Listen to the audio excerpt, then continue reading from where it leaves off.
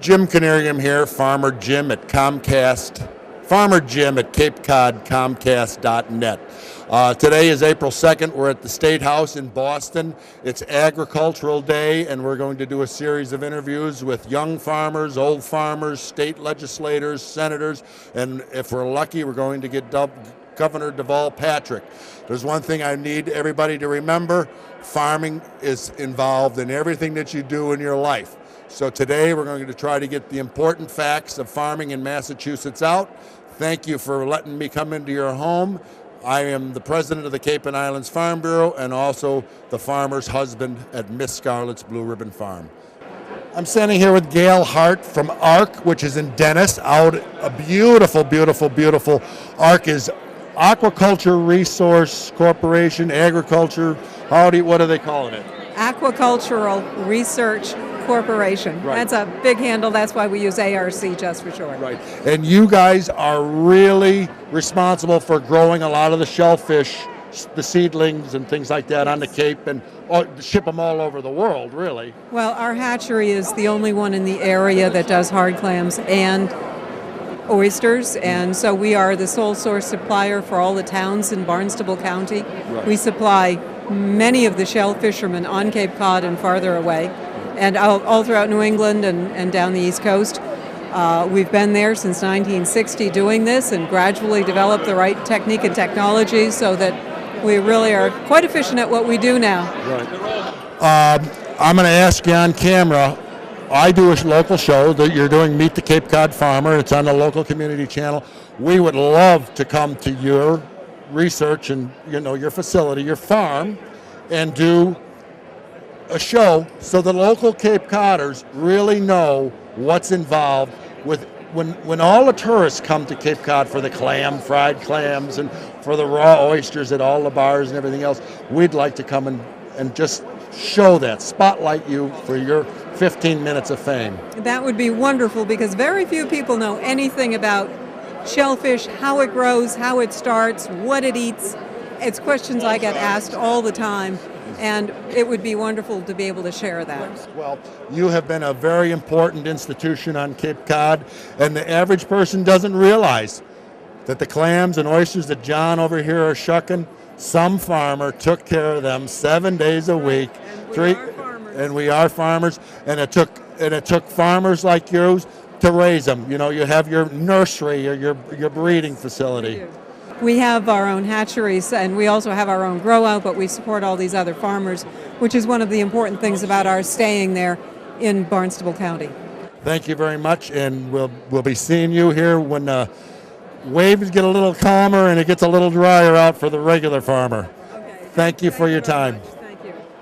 I'm standing here with one of the most famous oyster farmers on Cape Cod, John Lowell at the East Dennis Oyster Farm, and he's been pushing that oyster uphill for the last 5-10 years, and it's my pleasure to be here, John. Thank you, Jim. That's not quite accurate, and I've had a lot of help from my friend Bob Wallace. Yep.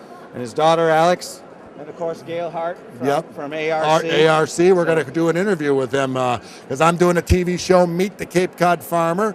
John, you grow some of the best oysters in East Dennis. What's the process that happens with growing oysters? Well, normally we buy small seed from a hatchery like ARC. Yep. We take it out to the flats, and over a 3-year period involving a lot of handling, we grow it out to try to grow a premium oyster. Right. How important is it for you to be here today at Ag Day? It's very important. It's very important to be here. I think it's we get to talk to our legislators. We have some issues we need to discuss, and it's great exposure for us. Right. Unlike me, I know about those. Unlike you, I know about those issues, and we can be pretty vocal at times. I'm never afraid to speak my mind. Right. John, you've got a line that goes all the way to 150 feet down there. Did you bring enough of those Cape Cod oysters? Do you know why we have a line like this, Jim? Because you raise the best oysters? No, because it's free. No, it's because the best oysters on Cape Cod. We've got some great oysters now. We don't want to forget. We don't want to forget to mention our friend Steve Wright from Chatham, who donated product today and was unable to be here. Les Hemela last year from Sea Farms. Of course, he's a heavy hitter. Right. So there's a lot of men and women in our industry around Cape Cod and Massachusetts doing the right thing. So we're just representing them today, and right. advocating for the right things, because you know, John, everything every person does evolves around agriculture. When they get up and change their underwear in the morning, some farmer farmed that cotton. When they drink a cup of coffee, somebody picked the coffee bean someplace, and when they put that squirt of milk in there, somebody milked cows 2 or 3 times a day. That's very true. So it's all about agriculture, and we're in this together, and we have to. We need to show these kids that light cream doesn't come from the supermarket. This is true, John. It's been my pleasure. We're going to do an on-site visit with you at your oyster grant someday, Perfect. and I will contact you here in the near future, and we'll let you go. I'm standing here with Bridget Alexandra. She is the executive director of CMAP. CMAP is Southeast Massachusetts Agricultural Preservation, and I am proud to be associated with CMAP. CMAP is based out of where? We have an office address in Wareham, but we cover Barnstable, Bristol, Plymouth, and Norfolk counties. And what does CMAP do for the farmer and for the community? Primarily, we provide education. So for the growing community, that's technical assistance. That's anywhere from how to market your crops, get into different markets, also how to grow anything from garlic, so crop-specific plants, how to have higher yields from what you're growing. We connect you with buyers to increase your business, and we can also connect you with financing to increase on that side. And then we also educate the community on why to buy local, where to find it, and then what to do with it once they've got it. You put on a series of workshops for farmers and for the community, people, backyard gardeners, or people that want to learn how to cut up a chicken or things like that. But you've got something coming up in June. What is that's coming up in June? It's your #1 fundraiser for CMAP, which allows you to provide resources for all of this. And why don't you give us a little brief update on what's going on? I'd be happy to. We do an annual farm-to-table dinner. This will be our 6th year running it, and every year it has grown, which provides sustainability for our financing throughout the year. This year it'll be in Dartmouth at Alderbrook Farm, which is a century farm, so over 100 years old. And we do 6 courses of all local food, starting with appetizers, raw bar, all local wine, and sparkling wine or champagne. So we leave you full and happy, and we end the night with an amazing live auction. And that is really what makes the difference for us every year, and it has doubled every year the last 3 years. Who's your auctioneer? That's a good friend of mine named Jim Knieriem. Bridget, it's been my pleasure to talk to you, and thank you for all you do for the farmers and for the community. Why is it important for CMAP to be here at Ag Day today? Well, specifically, we're representing our region and all farmers on supporting agriculture in Massachusetts. So legislation that is passed can support the farmers staying in business and being successful in business and growing. We're a significant part of the state's product. Thank you, Bridget, and keep up the good work. Thank you, Jim. Great to see you. Jim Knieriem here. I'm with Gary Garretton, and you're a cranberry farmer. Cranberry farmer in southeastern Mass, Carver, Wareham, Middleborough, and Rochester. I do a TV show called Meet the Cape Cod Farmer, and we're going to go regional. I've done Bill Clark and a few other things. Explain to us how important it is for the cranberry farmer to be here at Ag Day to represent Southeast Massachusetts and Cape Cod. If we weren't here making ourselves known to our legislators and the people that are the decision makers at the State House, we would be also rans. We'd be growing cranberries in Chile and other places, and would be relying on an imported version of what we would have. We would not be in existence, because the cranberry farmer, like all of Massachusetts agriculture, is an endangered species. We need to be making our case, first of all, and we need to be making the case, and thank you for wanting to film me on TV, because we need to have our supporters, that would be our neighbors and fellow people in the communities in which we live and operate our businesses, be supportive of local agriculture. So we need to be here to essentially make sure that we don't get overrun by unintended consequences of regulation. Well-intentioned people might be saying we need to be preserving all wetlands, so we're going to cover it over and not allow anybody to do anything in it. That would put my cranberry farm out of business. And essentially we're here to assist people in making our case. Educated decisions. Educated decisions. Thank you very much. But that's what we're looking for. Exactly. So. It's been my pleasure, Gary. Now you're representing which organization? Cape Cod Cranberry Growers Association. Our members are on the Cape also, right. Even though my farm isn't there. Right, but it's Cape Cod southeastern. Cranberry Growers, southeastern Massachusetts. And they can get a hold of anybody interested in cranberries or wanting to be maybe interested in becoming involved in farming. Finding out about our organization is 508-866-7878. And that's the phone number for the Cape Cod Cranberry Growers Association. And do they have a website? Yes, we do, but I do not know it. Cranberries.org. Cranberries.org. Thank you, Gary. Keep up the good work. Thank you.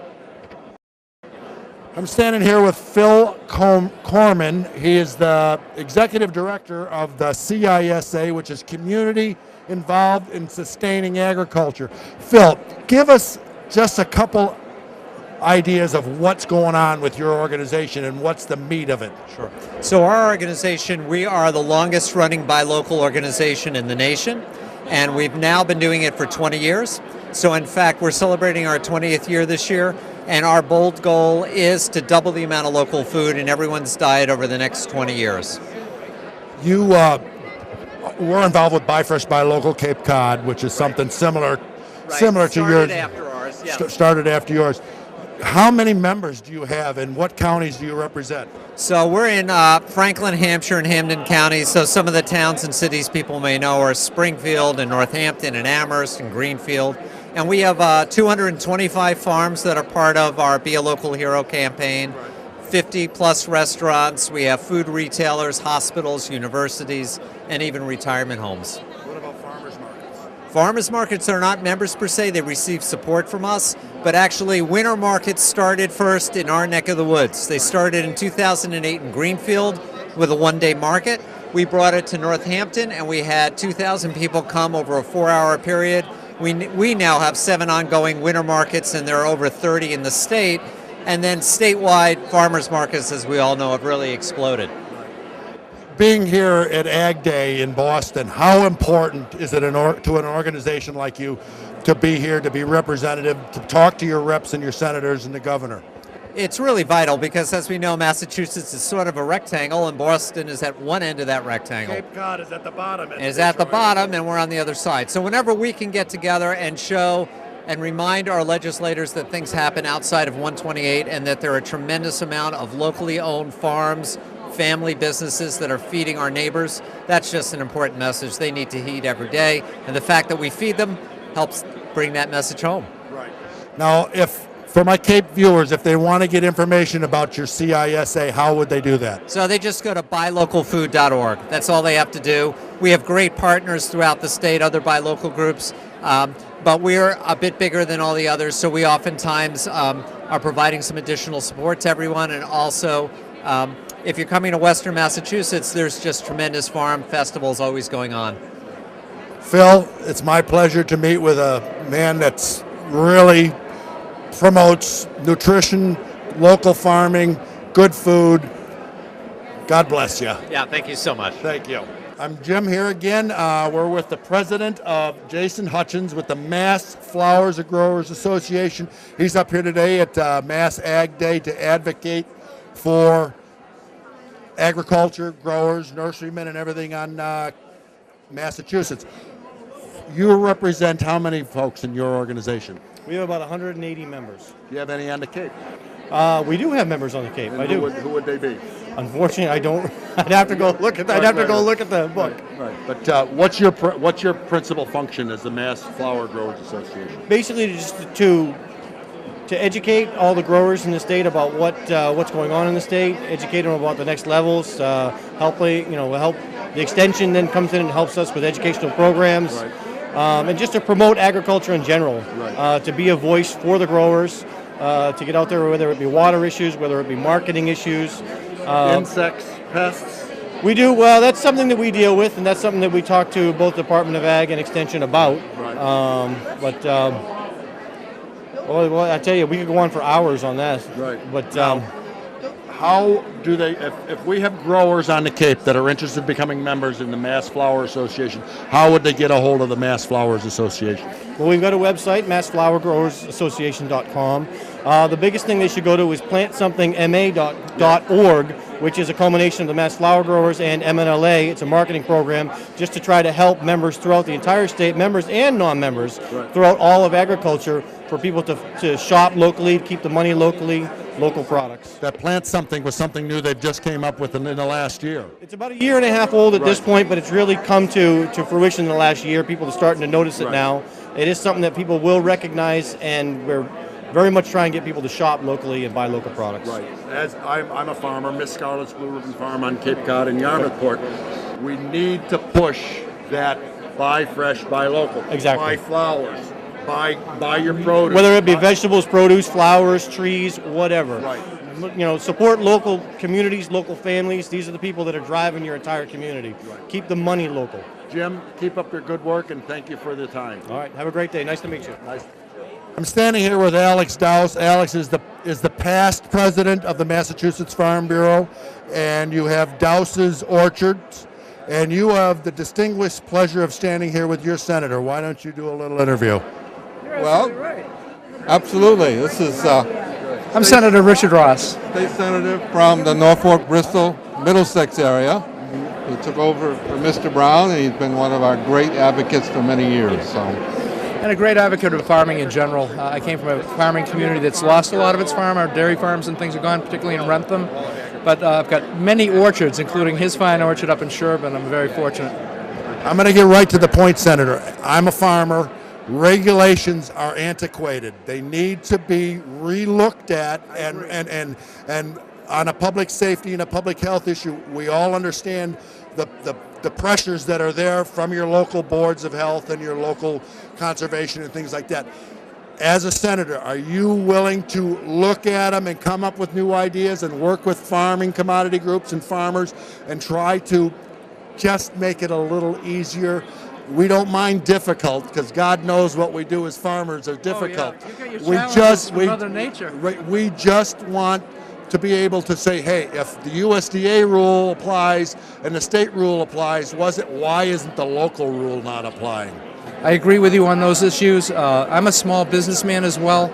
I also happen to be a Republican, but I'm there to try to get government out of the way of small businesses do what they do best, and that's running their small business, hopefully thriving, employing people in the Commonwealth, and certainly you can see me doing that on my daily basis in here. So I'm glad to be there with you guys.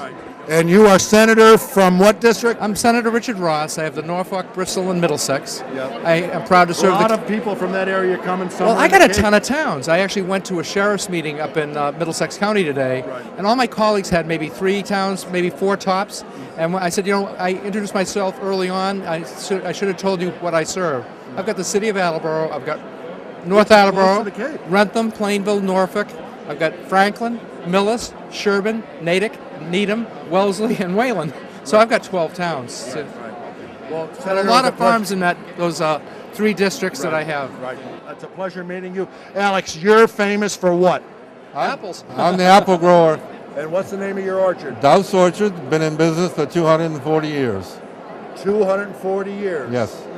You have a website? Yes, we do. DowseOrchards.com. And family business? Family business. My brother and myself, we're 7th generation on the farm. 7th generation on the farm. 240 years. You got it. You talk about agriculture in the United States. We're sitting here. I am honored to be in the presence of a person that is 7th generation, because I'm only 5th. Nice to see you, Alex. Keep up your good work. Senator, I wish you all the luck in the world. The surviving farms in our district are all about that age, which is kind of amazing. And they need all the support that they can get. That's right. So help us out. Thank you. Thank you. I'm with Laura Sapien Grabat. No, I'll help you. Sapien Zagrabski. Right, and she is Mrs. Essex County at the Topsfield Fair. My children show every year up at the Topsfield Fair. We show cattle and we grow large pumpkins. Explain to us how they came up with Mrs. I don't know. I mean, well, there was a Miss Essex County at one point in time, and then you hit me with the question that nobody prepped me for. Well, they So- couldn't have picked a beautifuler woman. Well, thank you. But I've been volunteering at the fair. It's the oldest continuous running fair, and I love it. So next step was, why not run for Mrs. Essex County? Now, you are with the Association of Agricultural Commissions. What position do you hold there? Well, I'm the vice president of the Massachusetts Association of AgComs. There's about 151 AgComs across the state, and the association has about 51 AgCom members in our association right now. But we could use more, so join us. Right. Now, you are through the town, a regulatory. Do you assist with regulatory? What do you assist with? Well, I'm on an AgCom in the town of Boxford, and we are a non-regulatory board that works with other boards and commissions in town. That's what AgComs do. And we worked to form an association to collect all of the AgComs together and kind of unify them for educational purposes. And, we're only about 3 years old and we're growing, so. Now, where do you farm? I have about 6.5 acres in Boxford, Mass. I have poultry. I work with chefs in my daytime job, and the poultry I raise, I give the eggs back to seniors, and I work with chefs, so I'll bring a dozen eggs to them. So do you have a website or anything? Or I don't, but I work for a food distributor that works very close in agriculture. Well, I'm here with Mrs. Essex County, and I'm getting fresh with a nice local farmer. Thanks. I'm standing here with David Green. David and Suzanne Green work for Norfolk Aggie. David was very instrumental in the Barnstable County Fair for about 10 years. You were a director, and he's in charge of, what is your title up there? I'm an animal science instructor / farm manager. And you're very instrumental in livestock boards across the state. Yep, I'm actually on the state Mass Farm Bureau Livestock Committee, working with legislators to try to get some positive legislation passed on livestock production laws. Your specialty is beef cattle. You've had a hankering to have a big ranch, but it's New England, and unless you inherit it, you're never going to have one. Now you're at an ag school. How old is Norfolk Aggie? Norfolk Aggie started in 1917. It's one of 5 agricultural high schools in the country, 3 of which are in Massachusetts. Basically to teach kids how to do farming practices, and then originally they were to go back to the family farm and bring that information back to the farm. Nowadays, kids are learning agricultural practices and going all over the country to practice their trade. David, you still doing shows or anything like that with any of the livestock? Not so much the shows. We've been trying to do a lot more marketing. We've taken some cattle, up to Maine and Beef Expo, and I know you were involved with that. We're going to the Big East sale coming up in May. We send some jerseys actually up to the Vermont Jersey sale in April. So we're kind of doing a marketing type thing rather than showing. Right. If anybody's looking to learn or buy a backyard beef cow or something to process, Norfolk Aggie, I'm sure they have a website, and you can get a hold of Dave Green. He's probably one of the most knowledgeable educators in Massachusetts, even though I think I'm better than him some days. But Dave and I have been in the mud and pulled and tugged, and I want to say, if it wasn't for David and his wife Susan, I don't think I believe that most of it is done through Susan and David Green. Thank you for coming. I need to say that thank you very much for the kind words. Jim's got some unbelievable enthusiasm, as exhibited at an auction where he stood up and gave us a great plug for one of our calves and helped us sell it. And without the enthusiasm of Jim, I don't think agriculture on the Cape would be where it is today. So one hand washes the other. Buy fresh, buy local, get fresh, get local, and most of all, get fresh with a local farmer. And the other question is, where would you be without agriculture? Hungry and naked. Thanks, Dave. Jim Knieriem here with a Bridgewater rep. What's your name again? Angelo D'Amelia. I represent the 8th Plymouth, Bridgewater, and Rainham. Plymouth, Southeast Massachusetts. Are you familiar with farmers up there in Plymouth County? We have a lot of farmers down our way. Not as many as we once had, but we do have farmers down our way, and I'm in line here to get some oysters and some cherry stones, so it's a great day to have these people up here at the State House. So Right. You have C. and Smith Farms up there. You have Den Beston's Farms. You have the Hanson's Milk Creamery. All good farmers, all generations of farmers. My question to you is, when we present bills to the reps and to the Senate, a lot of the laws on the books are antiquated, as you know in your areas. Absolutely. Farming has taken on a new legs of its own, and some of the stuff needs to be reviewed, some of the stuff needs to be updated. And as a Farm Bureau president from the Cape and Islands Farm Bureau, and you become from a rural area, semi-rural area, it would be appreciative if you review them and take everybody's sides, not getting away from the safety and the health issues, but I mean making sure that you consult with the farmers and the farm bureaus before they put rules and regulations. You've got great orchards in your community up there. You've got great farmers. We've got a lot of cranberry farmers down our way. Right, and the cranberry farmers have been losing. They've been losing the battle in New England, and farming started in Plymouth and Barnstable County 400 years ago. Unfortunately, the farmers are losing on a lot of different fronts. But I'll tell you what, I'd be more than happy, even when the camera's off. Come up to my office if you have time this afternoon. I'd sit down. I'd like to talk to you a little further. I'm at 548. Right. We just want you to be aware. That's all. It's just I tell you what, I aware. appreciate what you're doing. Well, I appreciate. A lot of my colleagues do too. You know, work on those Cape reps. Thanks. Thank you. Hi, Jim here with an excellent dairy farmer from Western Massachusetts, Jim Larkin, Larkin Dairy Farm in Western Mass. Jim, give us a little highlight of what you do at your farm and what your farm does. We raise 500 acres of corn. We milk over 300 cows, and we got another 250 young stock. Mm-hmm. And these cows need to be milked how many times a day? Well, ideally twice, and some farms milk 3 times a day. And cows need to be milked how many days out of a year? Well, it's their lactation period, so it's when they calve to when you dry them off. It's usually 60 days before they have their next calf. And that's a 7-day-a-week job.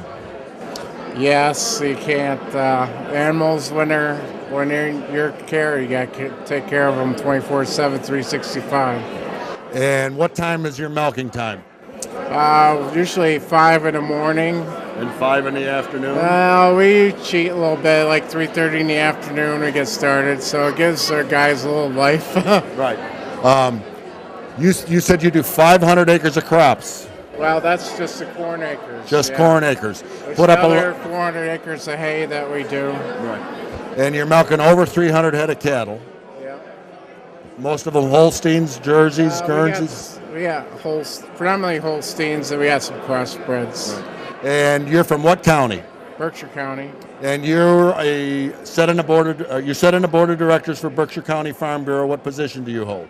Well, I was county president up till last year, so now I'm set on the board, and I'm a state director at large on Mass Farm Bureau. Right. State director is a very important job. Every county is represented by a state director. I'm a state director from Barnstable and the Cape and Islands, and we advocate for rules and regulations that try to make it a little easier on farming. How have we been doing with that?